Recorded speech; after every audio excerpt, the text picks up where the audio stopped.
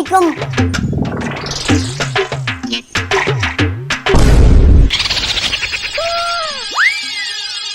ஏய், எங்க அப்பா ரொம்ப நல்லவரு.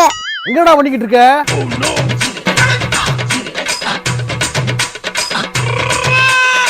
உலகத்துல எங்க அப்பா மாதிரி நல்லவர் ஓகே யாருமே கிடையாது. அம்புட்டு நல்லவர் தெரியுமா உங்க அப்பா? ஏய், கீழே எவனுமே இல்ல, யார்கிட்ட பேசிக்கிருக்கு மொட்டை மாடியில?